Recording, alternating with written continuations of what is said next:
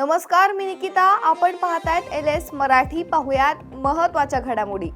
खासदार संजय देशमुखांनी घेतली पंतप्रधान नरेंद्र मोदींची भेट. श्री विठ्ठल रुक्मिणीची मूर्ती भेट.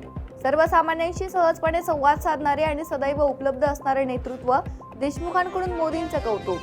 गोवा काँग्रेसमधील संघटनात्मक बांधणीला चालना देण्यासाठी काँग्रेसचे ज्येष्ठ नेते KC वेणुगोपाल यांचा गोवा दौऱ्यात आगामी राजकीय रणनीती आणि पक्ष संघटना अधिक बळकट करण्यावर भर दिला जाणार असल्याचं त्यांच्याकडून स्पष्ट.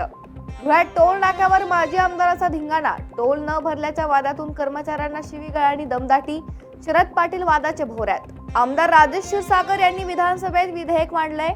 महाराष्ट्र राज्यातही अधिवक्त्यांवरील हिंसाचाराला दखलपात्र आणि अजामीनपात्र गुन्ह्याच्या कक्षेत आणावं, क्षीरसागर यांच्या विधेयकातील मुख्य मुद्दा.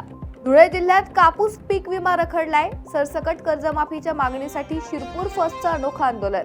हातात आसूड, गळ्यात फाशीचा दोर घालून शासनाच्या शेतकरी विरोधी धोरणांचा निषेध.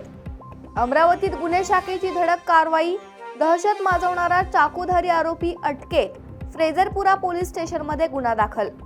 अहिल्यानगर जिल्ह्यातील राहुरीमध्ये खासगी शाळेची विद्यार्थिनींना घेऊन जाणारी स्कूल बसचा अपघात.